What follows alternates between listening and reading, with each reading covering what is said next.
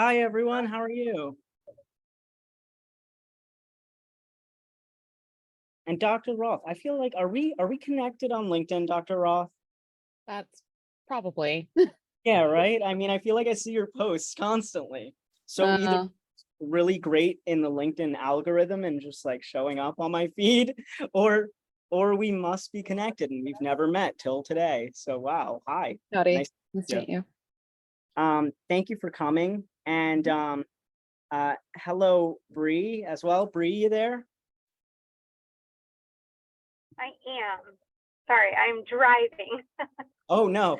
Okay, well, multitasking. Wonderful. Yes.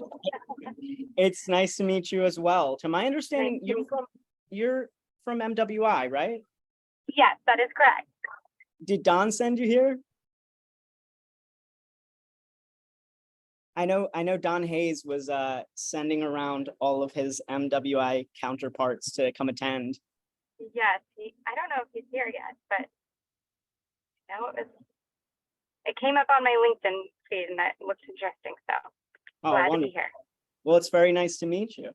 And I should probably introduce myself. My name's Daniel. I work as a project manager at Celeritas Digital, and I am pleased to be joined by our CEO and founder here, Imran Hussain, who we've got to chat about this topic in place of a friend to our webinar series, Mark Massaro, who's unfortunately unavailable, but I hope we have him on next month. We do these every month, try to touch on topics that provide direction in the world of technology and the future of animal health and how to make sense of it all. So with that, I just want to say I apologize about the rescheduling of the webinar. I don't know if you all saw last week that we were originally planning to do it, but we had to reschedule. And so you're in good hands for this one. Imran Hussain, who is the CEO of Celeritas Digital, again, has been working with animal health companies for 13 years. He's going to be presenting on the technology-enabled veterinary clinic of the future and will present a series of ideas based on trends and opportunities he sees in the industry, leveraging experience that Celeritas Digital has in building technology solutions from the ground up. And so we want this to be interactive. Feel free to jump in at any time with comments. I mean, it helps that this is kind of an intimate thing, so we don't have to worry about getting overwhelmed. If anything gets you excited or makes you think of something, like feel free to unmute to add to the conversation. And we can also hold a more formal kind of Q&A towards the end. But throughout, feel free to jump in at any time with comments. I know Imran will also pause and ask for questions and comments during his presentation. So we'll take about 30 to 35 minutes to present and leave about 15 to 20 minutes for discussion. And I mean, I know we have a little bit of time first off to meet both Dr. Roth and Bree. I know Bree is kind of in the car, so I don't want to overwhelm her with an introduction, but Dr. Roth, if you want to introduce yourself, and I would love to meet you. Sure. Happy to. Okay, let's see. Life has been weird for the past month. I'm the previous chief medical officer of Fuzzy Pet Health. I'm currently the chief veterinary officer of Mars Veterinary Health's digital pet health platform. I write children's books. I run a farm. I'm a mom. Hopefully you won't meet them today, but that pretty much sums me up. And pretty much anything technology from early on in life, I just happen to be able to pair it with medicine. So just always interested in these sorts of webinars that pop up. Amazing. It's nice to meet you. And Bree, if you're able, I would love to hear an introduction from you, but don't feel too pressured if you're still behind the wheel. I am Bree. I am actually a territory manager for MWI, but 2 years ago, before this, I was in hospital practice manager, RVT, kennel assistant for the last, 17 years. So veterinary medicine is all I've ever done. So love Wonderful. technology. I think this is where the entire industry is going, and anything new and exciting, I love to hear about it and see what's out in the field. Wonderful. Well, I'm glad you're here. And Sharon's here too. Sharon, do you want to introduce yourself? Sharon is someone we work with as well at Celeritas. I don't know if Sharon's able to talk, but I'm excited to see Sharon here. But with that being said, I would love to, yeah, Sharon, you there? Say hi. How's it going? Hey, Daniel, how are you? Wonderful. It's good to see you here. So, So I'm just listening, guys, understanding. Yeah, go ahead. yeah, no, I'm excited to pass it off to Imran to get started on this presentation so we can learn a little bit more. But let me pass the mic to Imran for now. Thanks, Daniel. I appreciate the introduction. Love the introduction from yourself, in particular, Dr. Roth. Just how you described sort of the part about you being a mother, and I think you said a farmer, and obviously your role at Mars. So that's really cool. I see someone else join just now as well. Daniel, do you want to just pause real quick for asking him or her to introduce themselves, and then we'll go from there? Yeah. You've caught us at a good time, Doctor. Oh wait, in and out. That was quick. Okay, no worries. We'll get that person to introduce themselves. So as Daniel said, my name is Imran Hussain. I've been leading Celeritas for a lot of years. We're really a company that's focused on building technology solutions for animal health. Our kind of roots go back to Pfizer Animal Health, when they were just getting ready to split off and become Zoetis, was really our first client. We were building apps for them for the sales teams back then. And obviously, we've continued to support them across the sales and marketing teams all these years. We work with their outcomes research teams. We work with teams globally. And then, of course, with Merck and Phibro, and then just with the veterinary clinics that we work with directly. Our focus is really animal health, right? All things animal health from a technology perspective. So I think with Bree and Dr. Roth, the fact that you are both passionate about technology means that what we're talking about, or what I'm sharing today, I would love for it to be, interactive, where we're getting feedback from yourselves as well. And in terms of just sort of whether it's validation or even maybe, constructive criticism, on what we're providing and what we're sharing as sort of our view of what's happening on the landscape. So I am going to go ahead and share my slides. Let me know if you can see them. Okay. All right, great. So let's dive right in. Here's how we were planning on doing this. So, obviously we're in the kickoff and introductions piece already. I was going to spend a few minutes talking about technology trends, about 15 minutes or so on what we are calling inside the clinic. So what does that experience look like, from a technology perspective, and what we're seeing on the landscape, the pet owner experience, the virtual clinic experience, and then we wanted to leave about 15 minutes at the end for just Q&A. So sort of just going into that, technology trends.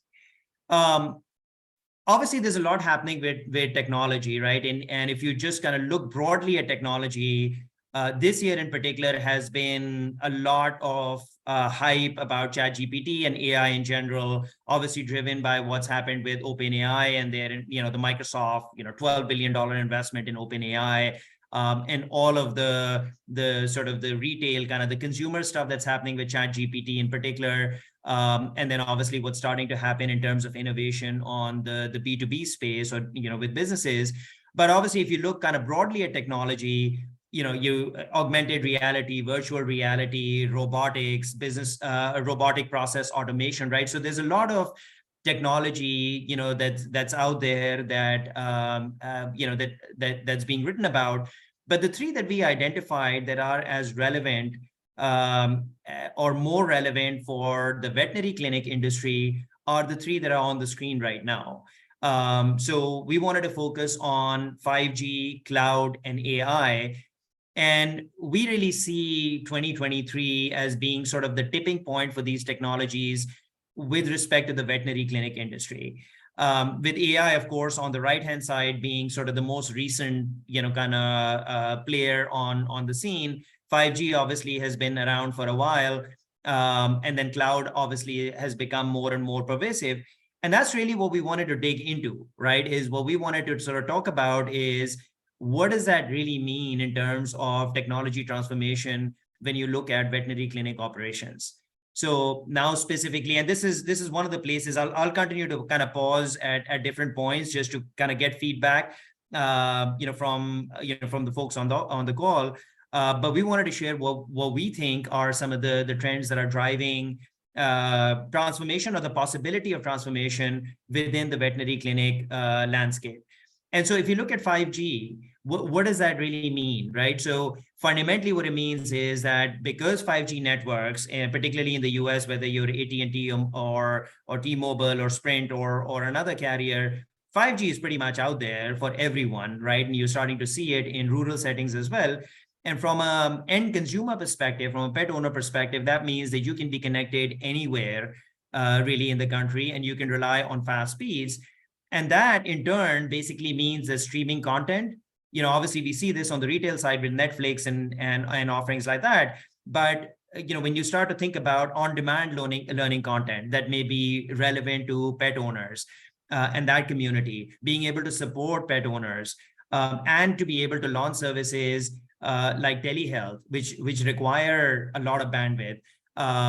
With the prevalence of 5G networks, that means that has now come of age, right? So that's why, of course, it's been out there for a while, but now we're seeing, hey, it's out there, and now you're starting to see kind of mass utilization and the ability to really start flipping the switch on a lot of those kinds of technology services and capabilities that previously would have been challenging because you were looking at lower speed networks.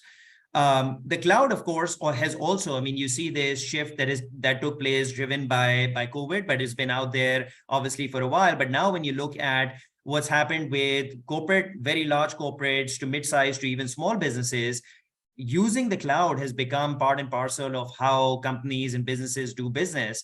And cloud costs have also gone down. What this means is that massive amounts of data can be stored. And this is playing out now when you look at what's happening on animal device wearables in particular, right? So if you look at, and we'll talk about this in a little bit more detail later, but when you look at wearable devices, dog collars, feline collars, and then even on the livestock side, when you look at cattle tags and other innovation that's happening out there, those devices are collecting footprints of data every 5 seconds, right? And all of that data is getting pushed up into the cloud. And it's possible now to store it in the cloud because costs have gone down. But what that also means is that it now starts to unlock tremendous opportunities to now take these data sets and cross-reference them to other data sets and to start to generate analytics that are far more sophisticated than you previously had. And that's really where, a lot of the transformation for veterinary clinics is going to happen as well, because now you've got the ability, to be able to see what's happening with one data set across another. And of course, the developer community is excited about this. And then companies start, continue to innovate in terms of what they can do. I'm sure at Mars, that's happening already. MWI, I know, has a practice management system and solutions that are in that space as well. And a lot of that innovation is coming about because of the cloud. And then the AI, which is really the last piece. This is really sort of the newest sort of player, to the field, but also where the greatest sort of the speed at which the transformation is starting to happening on AI is pretty phenomenal. The ability to have repetitive and manual tasks that are done within clinics to be automated, right? So you can start to move people from things that are low value, but high human cost or human cost of time things, to take those away and have those same people not necessarily, be without jobs, but to be actually focused on more things that add value to the end customer. And that's really where the opportunity is. And of course, what ChatGPT in particular has done is allow more human and more intelligent feedback to be generated much quicker, right? And for me in particular, I know Dr. Roth talked about being, a parent. I have 3 kids, and when I look at what's happening, with my kids in terms of use of ChatGPT, it's starting to change, the nature of the conversations between educators and kids or students. And similarly, when you look at what's happening within small businesses, with many clinics, 80% of the clinics in the US right now are individual owned. What's happening within those businesses, and where tools like ChatGPT or AI in general, can start to allow things to be done using those tools. That's really sort of the next wave of transformation that's going to happen. I do have another slide on this, but before I go on, I'd love to just pause for a minute or two and see if there's any feedback from anyone on what I've shared so far. The only thing that I'd add there is that, sorry, I didn't realize my camera was back off.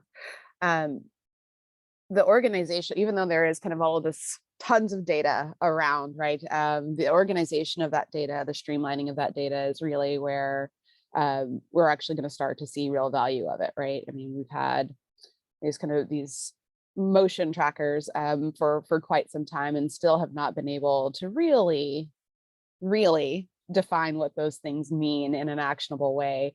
And so that's kind of my expectation here. So I was a biochemist before I was ever in vet med, and it's garbage in, garbage out.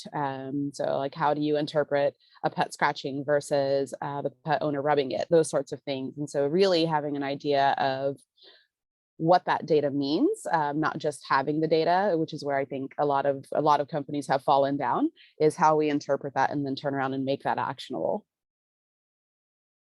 Yeah, that's a fantastic point, Dr. Roth. And that is actually, I mean, even in some of the work that we've been doing with one of our clients, and, I've got a couple of slides on that later. I mean, that's really where the challenge is right now, because you've got these really large data sets and you're seeing scratching and sleeping and shaking, and you're seeing all these indicators, but so what?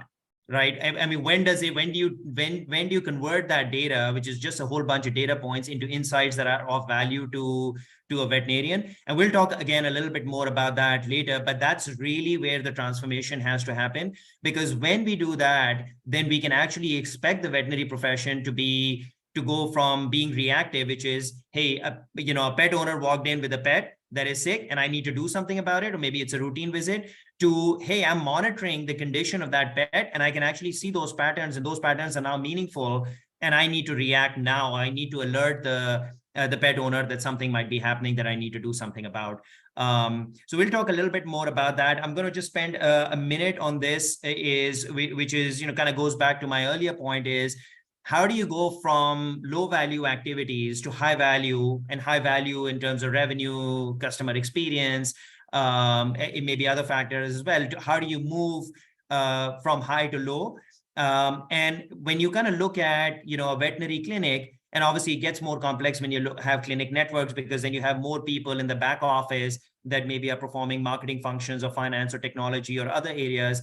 But when you look at it at a site level on a clinic basis, you've got veterinarians and technicians that, generally speaking, are extremely busy. COVID obviously made everyone extremely busy, but now that's starting to flatten out. Fundamentally, veterinarians entered the profession not because they wanted to run the business necessarily, but because they wanted to focus on the animal diagnosis, the treatment and care. And obviously the reality of running a business is very different, right? And so that's where the second, column comes in, practice managers and their role. But of course, they get pulled in many, many directions on a daily basis as well. And so what the impact of that is the lack of time to actually think strategically, and it's more reactive versus proactive, right? And so again, it's about thinking through, where can we actually use technology? I know one of the things that we find is, we're constantly, having conversations with clinics.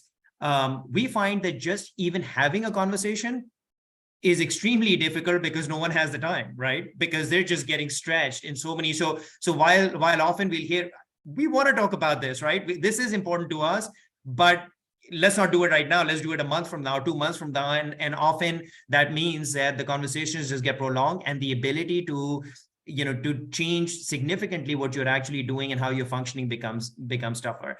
And then clinic staff, similar deal, task oriented. I mean, if you think about the amount of time that someone at the front desk is spending on just scheduling, hey, set up an appointment for me, or fill out a form and send that form back in. I mean, that's low value work and it's task oriented, but that's the reality of how a lot of clinics function. And so what we want to do is we want to think through what are some of the ways that instead of the focus just being on what happens inside the clinic when someone actually walked in the door, to what happens with the pet, right? Because when we can change the conversations, to that, then it becomes better for animal care, animal welfare. And it's really where, veterinarians want to be, because it's all about, how do we do, the right things and have the right interventions for those pets that we want to take care of.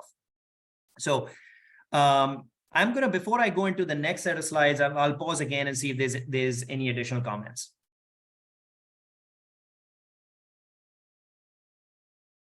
Okay. So, we'll spend some time talking about what can happen inside the clinic.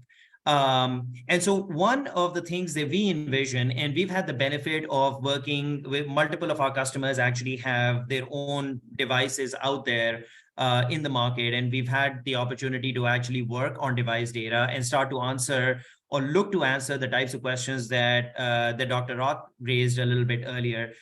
Which is, what do you do with this data, right? And so the one thing is that you think about what happens when a pet actually enters a clinic and is being examined. Well, data from a wearable device should theoretically be accessed by the veterinarian, by technicians to understand the history.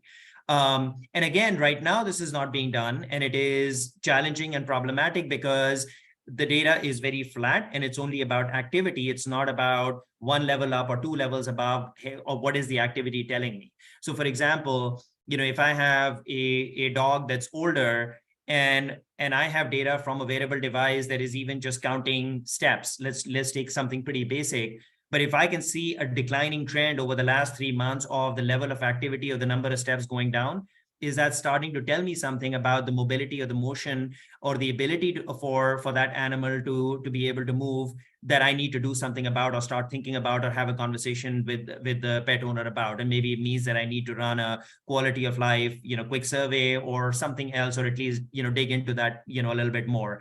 But broadly speaking, if you imagine that and it's sort of similar to what happens now in today's environment, when you take your car into an oil change, or you take a car in for a servicing, what they're effectively doing is plugging into the dashboard and being able to download from the computer the performance of the car and the behavior of the car, and they're able to tell you things based on the data itself without necessarily even needing to do a back and forth conversation, right? And so if you imagine similar types of conversations happening in the future, where that data that was on these wearable devices that are going to get more and more sophisticated over time, what can we do with it?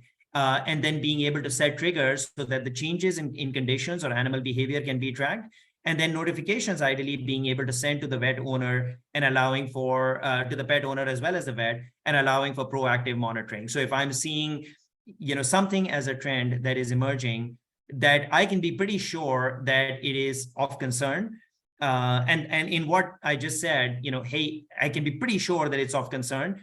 That's the critical point, because if it's just data, hey, your dog walked, 15% fewer steps last week than the previous week, that's not material, right? And so, it's about how we can look at that data. But you can imagine that at some point in the future, when that technology gets better and you take cloud and AI and the ability to be able to analyze those data sets, we should be able to get to a point where we already know a lot more about the pet that just walked in, because we can effectively plug in to the wearable device and be able to look at the data before we start to do our clinical examination and treatment and the conversation with the pet owner.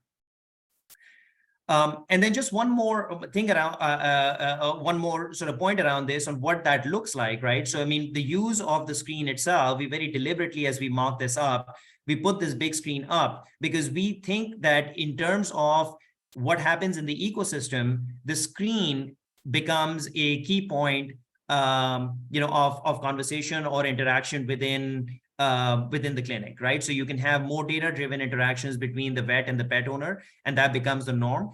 And imagine that that screen that we are showing there maybe has one section that is the wearable device data, but then has another section that is the data from the PIMS that is integrated in, and you can actually view that in conjunction. You can view that in conjunction with the history of the pet and what was done previously.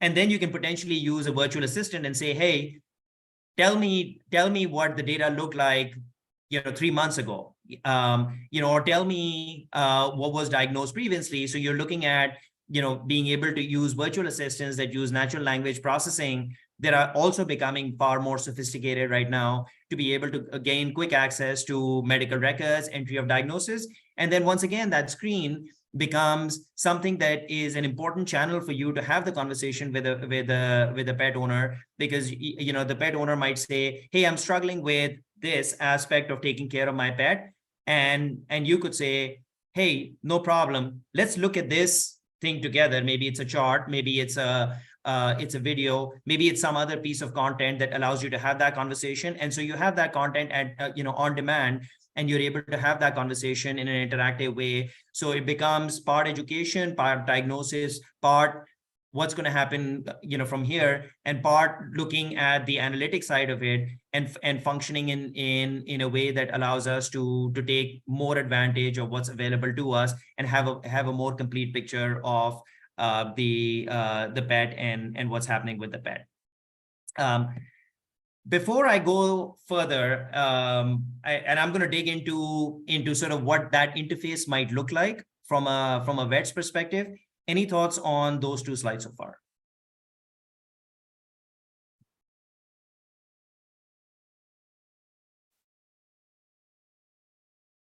Okay. Does it count if I have one? Yeah, go for it. I just want to say, I think that this really powerfully answers the question of how we change activity monitors as some sort of luxury option to something that can actually be a diagnostic tool. And I think that, the data conversation is important as well. I know that we had a conversation on this a few months back, and we're planning on doing data, part 2, part 3, part 4.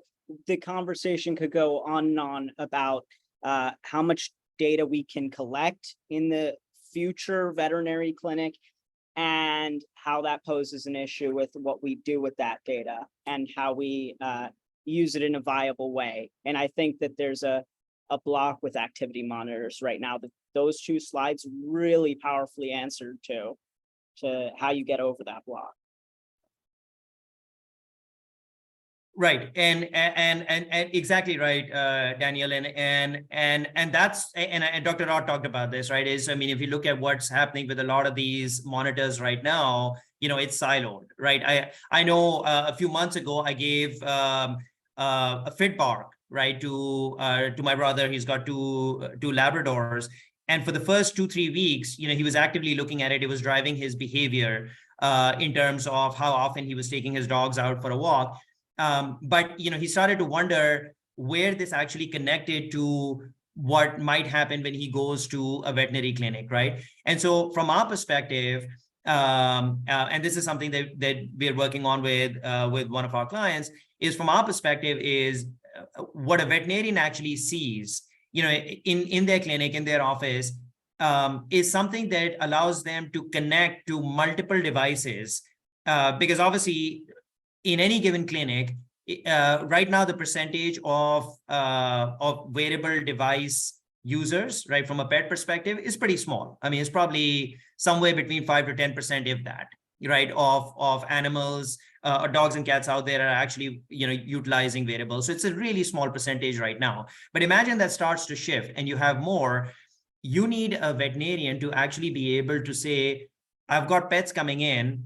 I need to be able to connect to whether it's an animal or a fit bark or any other device. I need them to be able to connect to that and to be able to see what that means for myself and my kind of interaction with the pet owner, and being able to support the patient experience. So in this case, if you look at this example, what this dashboard is attempting to do is to say, I can look at Izzy or Chloe or Brody that I've connected to because I got consent from the pet owner. that I can actually connect to that data set.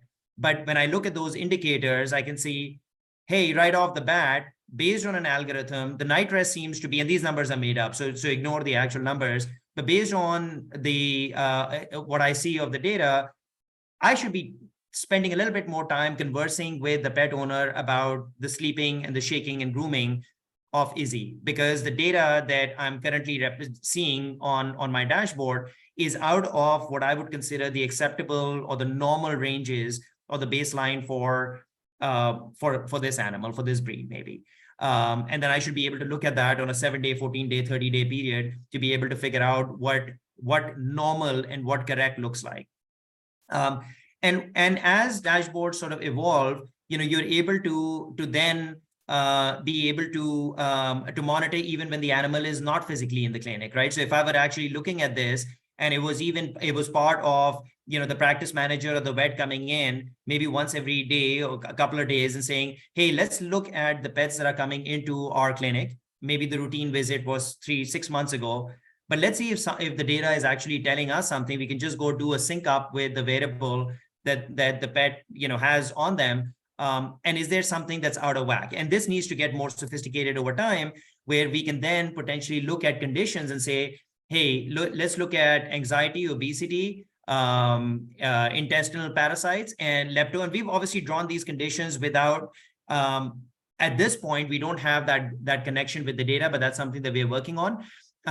But one good example of where we might be able to see it is if I'm seeing shaking based on data from a dog collar, that might clue me in. If I'm a specialist, I'm a neurological specialist as a veterinarian, I might be able to say, hey, maybe your dog is experiencing epileptic fits during the nighttime where the pet owner is not available to observe that.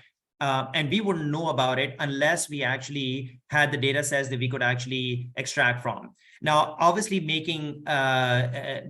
figuring out what is meaningful data or not, that's going to be the key piece of saying, if it was just shaking, was it, something else? Was it that the device was just falling off, or was it just normal behavior in terms of shaking? Or is it something in terms of, the interval of shaking and the frequency, and maybe combining it with scratching and other indicators that the device might be giving me? Am I now learning something about the condition and the health status of that animal that I need to be able to do something about? And so ideally what we envision is a place at some point down the line where as a veterinarian, you should be able to go in and be able to see, in an ideal world, you will see most of these as check marks that are green, but you would just see a few of those reds popping up, and those reds, then you should be able to dig into, look at the data and have that kind of expand on you, and then be able to just right off the bat, be able to send a notification to the pet owner saying, hey, I'm seeing something that's a little concerning and maybe an emerging trend, and I need you to come in and spend some time with us so that we can actually figure out if this is real or if this is something where maybe the data is not correct and we need to have a better understanding, or it is in fact something that needs to be looked at and examined more carefully. So any thoughts on that before I go into the next section? Okay.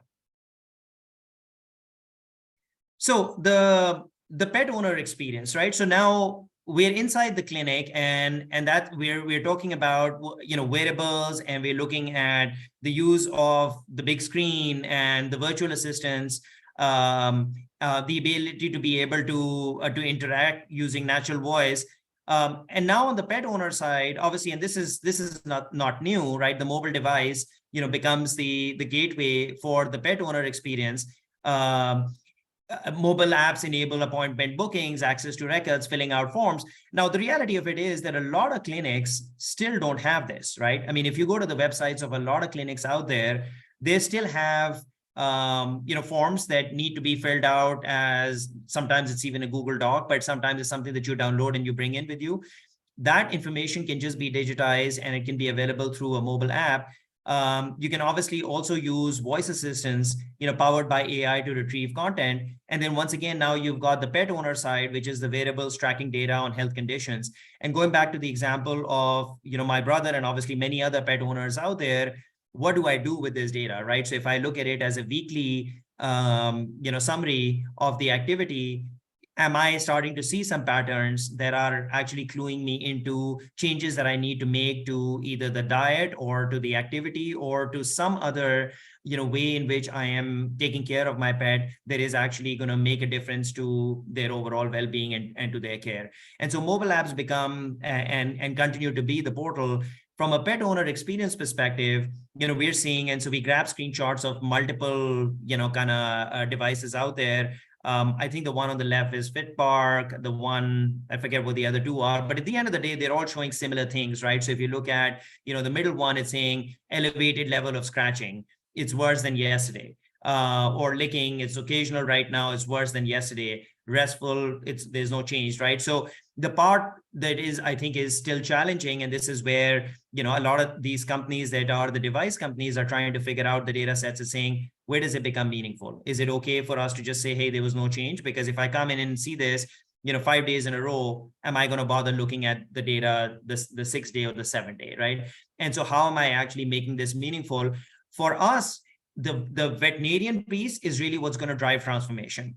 Because at the end of the day, when it starts to feed in, when this data actually becomes meaningful as part of the veterinarian conversation with the pet owner, there's clear value on the pet owner side, and will continue to be the case. But when it starts to become meaningful on the veterinarian side, is when we're going to start to have it flow into how treatment and care and diagnosis is going to be is going to change over time. And then, of course, the mobile app as the vehicle, for supporting the pet owner experience. We wanted to share, obviously, starting to get into quality of life for the animal. What we're sharing here is just one of the projects that we've done with one of our clients. I think this was Zoetis, was, how do we collect that data? And now you want to be able to view that data that's coming in on a quality of life assessment, on the pet. You can view that in conjunction with other data sets to be able to, again, have a complete picture that is meaningful for the pet owner, and makes the, makes the overall experience, richer for the pet owner as well as the pet. So any thoughts on that before we move to the next section? I mean, I'm just excited personally for even earlier than,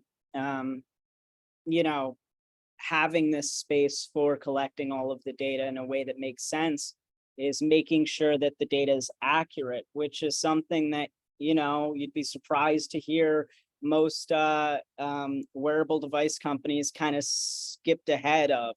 And now they're kind of going back and trying to develop ways to collect motion tracking data that's specific to companion animals, whatever those may be that they're targeting, whether it's studies that are doing on dog activity monitoring and specific motion tracking, or feline motion tracking and activity monitors, which I'm sure is going to be like one of the most difficult things ever and a completely separate. But just with some of the conversations we've had with these activity monitor companies, they're doing some really cool, innovative stuff that seems kind of ground up with a lot of researchers in motion tracking for companion animals. So that's like, it feels like the bare bones, but that's where they're starting at, and so I think that's really cool. Yeah, and in general, I mean, to that point, I mean, if you think about how often pet owners actually rely on the mobile device, right, which is ubiquitous for everything else, right? But how often are they actually relying on their mobile device for interactions? It's relatively limited, right? And I think, my sense is that there are, as a pet owner myself, right, there are plenty of opportunities for veterinary clinics to be able to interact with their pet owner base, much more frequently, in terms of pushing out new content and saying, hey, we know your cat might be, sort of reaching a certain age, maybe the types of condition, maybe it's a certain time of the year, right? So flea and tick issues, you might be start to see more of those popping up because we're starting to reach, we're in a certain season of the year, right? So those kinds of outbound communications where the mobile device can be the vehicle through which you can actually communicate more effectively, share content that is meaningful, not just off the shelf, videos and things like that. But hey, we understand that Zoe is at this point, the visit was this many months ago. This season is around the corner. We're thinking about you and the well-being of your pet, and maybe watch something and that might help you, right? So to being able to support that in more meaningful ways. I'm going to just, before I go to the last section, I wanted to see if Dr. Mihali or Pradeep Chaudhary, who are on the phone as well, if they had any comments on what we've talked about so far. I would certainly love to hear about your experiences in the field as well.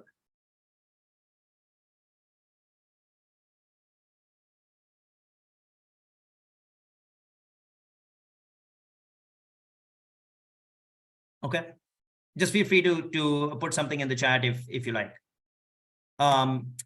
So let's go here. Now this, I'm going to start with this one, in sort of like at the bottom of this, right? Where, and this is pretty consistent with what we've seen, right? I mean, we actually built a telehealth app, about 2 years ago for a client. It was rolled out. But in general, what we've seen is relatively little, uptake on telehealth. And part of that, I think, is maybe sort of to some extent has been the last 3 years or so has been the COVID impact, where there's just clinics are overwhelmed with so much volume, where sort of the need to go telehealth or to think through that was really not a priority. But fundamentally, when you look at, sort of the next few years, there is a pretty clear opportunity for clinics to be able to extend the walls of their physical presence by offering virtual visits. And we don't mean those virtual visits to be as a replacement to what they may already be doing as an in-person visit, which is a routine visit. But think about those supplemental ones, right? So if the pet, in an ideal scenario, if there's nothing wrong with the pet, it's a young cat or dog, they're only coming in maybe once a year for their vaccinations. Well, there's probably opportunity for at least a couple more interactions during the course of the year that could be from a clinic perspective, could be lower cost, or could be offered at a lower cost, but could be telehealth sessions just to do a check-in saying, hey, we just want to make sure that we, have our data right, that, and let's talk about what's happening in terms of behavioral, conditions with the pet, and to be able to do that through telehealth without requiring the pet owner to actually come in. And that, of course, may work in urban settings, but it certainly works in rural settings where for someone as a pet owner to drive to a clinic location may be significantly harder than it might be for instance, for myself living in New York City, where there's a clinic, pretty much on every corner or every block, right? But the nice thing here now also is the telehealth software, and there's a bunch of solutions out there. Certainly the ability to build custom solutions as well is far more sophisticated and far more possible to integrate with practice management systems. And the data supports this. So, a fairly recent study that was done by the New York Times, 1,200 cat owners said 72% use telemedicine for themselves, which, by the way, I personally thought that number was much higher than I expected it to be. And so I wondered about the accuracy of 72% of cat owners actually saying that they had used telemedicine for themselves, but it could just be also in the concept of just a general consultation or getting feedback from a physician or someone within a clinic. But in contrast, only 3% were actually using telemedicine for their cats. And 26% of pet owners reported not being able to access veterinary care when they needed it. And then those same pet owners also saying that they would most likely have come in or have been open to at least one more visit if it was offered in a more convenient way to them. And so that's the opportunity for clinics, right? It's not as a replacement of if your dog is sick or if there's a condition that you're worried about or it's a vaccination. It's by no means a replacement for that, but it's that supplemental visit that you can conduct using telehealth that's going to allow you to continue to build the relationship with the pet owner and monitor and understand what's happening with the pet, through the course of over the 12 months and so on. And if you think about, what is possible to do, it's pretty crazy what you're able to do right now, right? In terms of the support that you can provide virtually.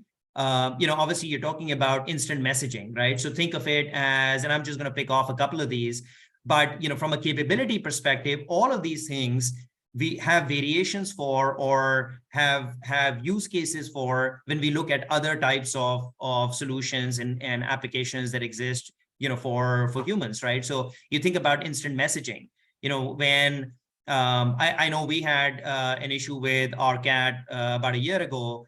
It was a unitary track issue, right? Which for the first day or so, we weren't quite sure how to deal with it, right? But imagine that we had access to instant messaging.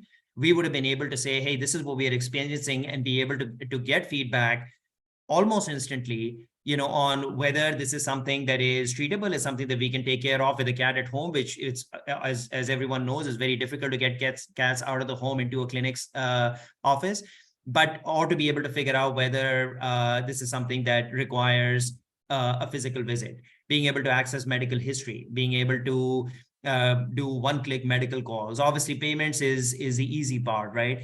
But it also fundamentally comes down to something that I know in the human space is much tougher to solve, is saying having your health records in one place in your hands. With a pet, you're able to do that, right? And that's the power of telehealth and these virtual solutions that are now available, where you have all of that history in one place, and you can start to have more interactions, again, at a lower cost than you might have otherwise for an in-person visit, that you can actually have through a virtual visit. So we see telehealth as having a role to play in what happens, in the future. We also think that it is that integrated experience which is needed for the pet owner, or the pet owner is expecting to have in the future as well, where virtual is an option. We also think that most clinics so far have not really figured out what the right blend is, right? So clinics might see it as a cannibalization of income or revenues from pet owners actually coming in, but it does have a place. It also means that you're able to go out and provide care to a lot more pets that may not be in your physical vicinity, because you're able to deliver that care virtually. So again, I think a couple of people joined, as we were going into that section, but that basically brings us into our discussion session, and would love to hear comments on what has been discussed so far.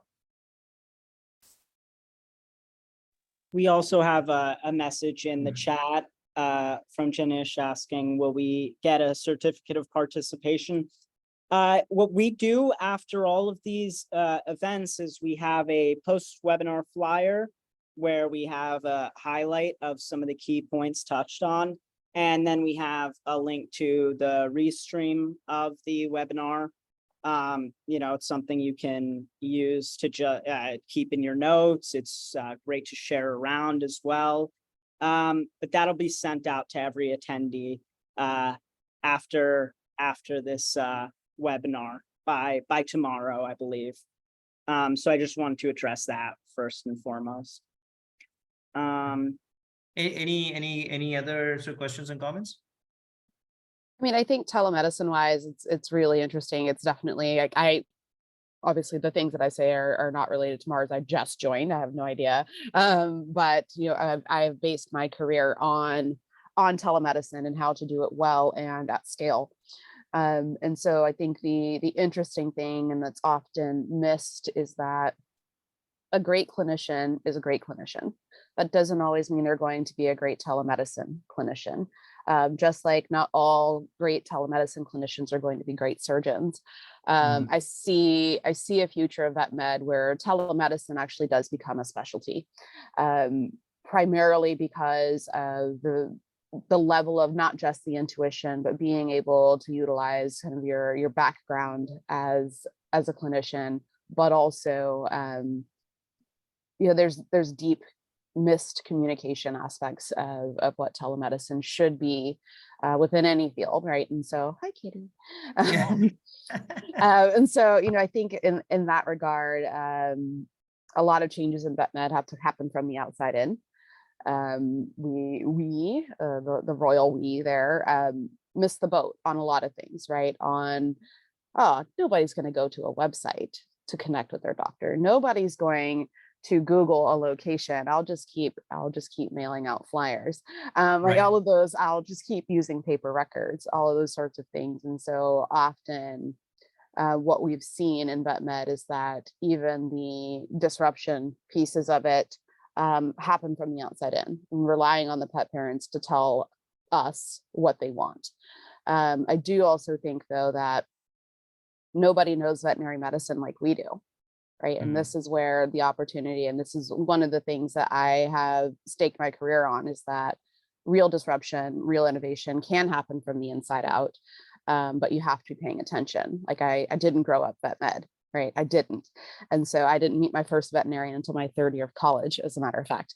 And so I see the business differently. I see the oath differently than what a lot of people do. And so this aspect of weaving in technology as a one more thing to do for the members inside the clinic, I think it has to be this idea of making it very clear of here are the things it's taking off of your plate, rather than here are all of the cool things this technology can do, right? And so that's literally how I see it in my head when I'm walking through what technology. It's like, okay, here's what I would talk, here's how I would talk to it with a pet parent. Here's how I would talk to it with an in-clinic veterinary professional, vet tech, vet nurse, all and the like. And really that list on the right side there comes down to, hey, did you realize that you don't have to be the one to pick up the phone and do the callback follow-up? Hey, did you realize that you are not the one that has to do the drop-off appointment to check a spay incision anymore? Like literally, it has to be these aspects of this is what you no longer have to do, which creates space in your day for adequate care for pets that can't get to you. I think that really has to be the name of the game, is what are we taking off their plate?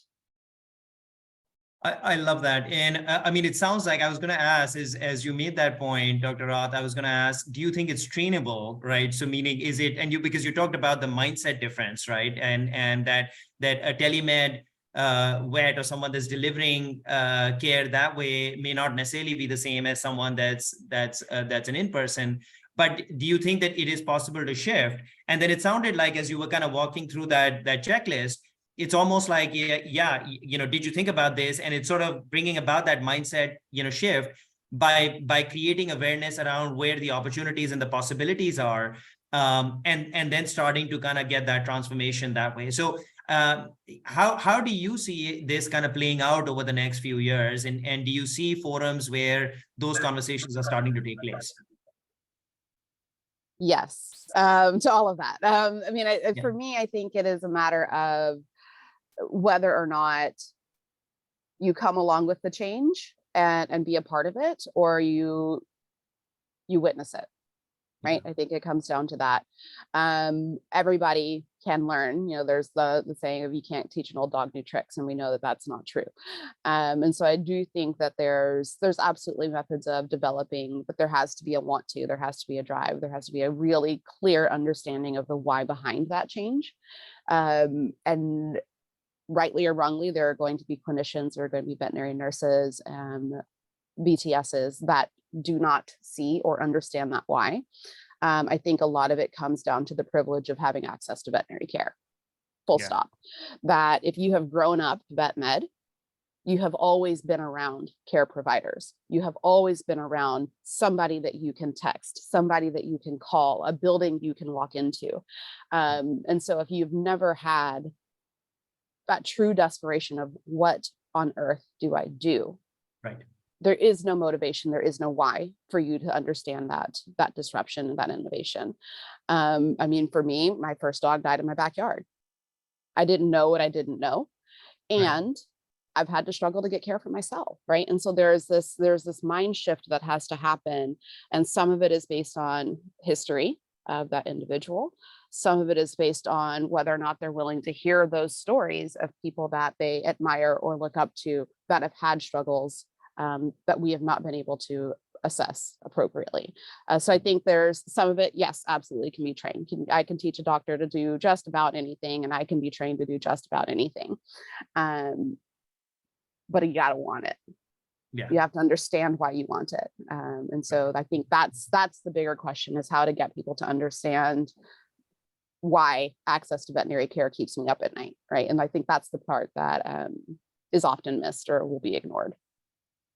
Yeah, no, that's a great point, because it sort of goes to the heart of sort of, so you've got the pet owner community, maybe, looking for certain, levels of support that, it's hard for a veterinarian on the other side to understand, right? And because who's actually doing the work of collecting that data and saying, here's what we are hearing, and we need to be able to react to this in meaningful ways. That's a great point. I love it.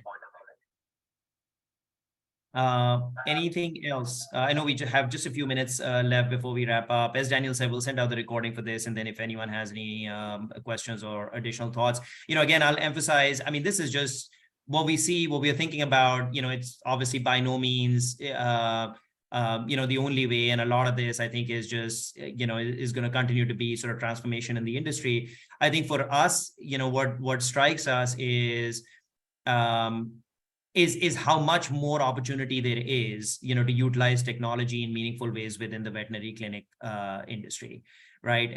I mean, obviously, everyone has a website, has a practice management system, some of those basic things, right? But where do you go from here? Is really where I think those conversations have to go. And I think Dr. Roth, kind of alluded to this earlier as well, is like, where are the forums where those conversations are taking place? I mean, obviously for veterinarians, other than the major conferences that take place every year, the AVMAs and the NAVC and so on, where there's a lot of other more technical content being presented as well, maybe there's just not enough conversations taking place around, what technology can actually do as far as veterinary clinic operations are concerned. And just to chime in here too, because I'm going into multiple clinics a day trying to talk technology, because MWI has a lot of solutions right now revolving around technology. And so I'm running into a lot of roadblocks, and it's because they're not ready for that change like you are, Dr. Roth. It's like they're so busy in what they have going on every day that they're not even realizing, or there's just so many other things that are coming at them. There's several things that do similar things that they're just overwhelmed, and they're like, I don't have time for this. And so it's a struggle, because I'm just stepping in their clinics going, hey, like you said, Dr. Roth, let me take this off your plate. Let me I can have, Allied EVM do your callbacks for you on the SQLs. You don't have to do those. Right. So, and people are just like, I don't have time for this. And it's like, no, I know you don't right this moment, but give me the time so I can give you back even more time. Right.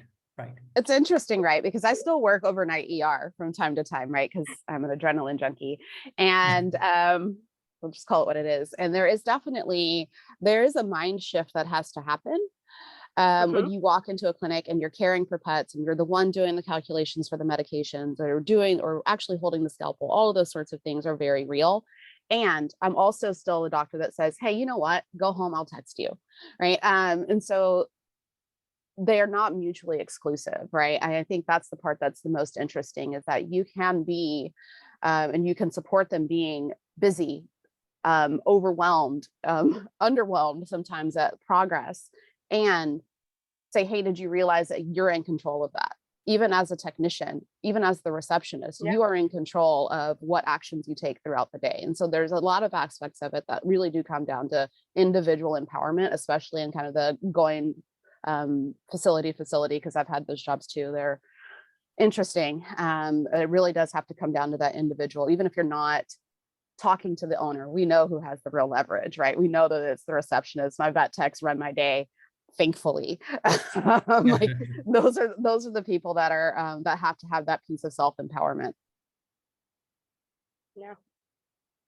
Yeah.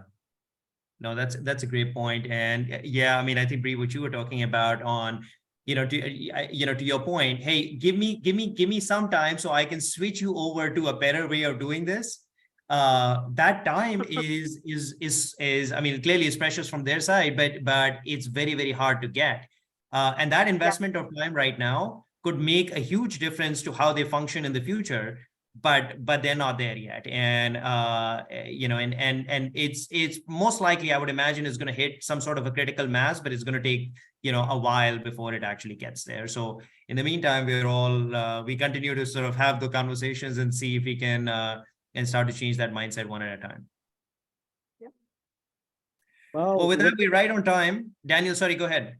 Yeah, I was just gonna say we're right on time to wrap things up. So please go.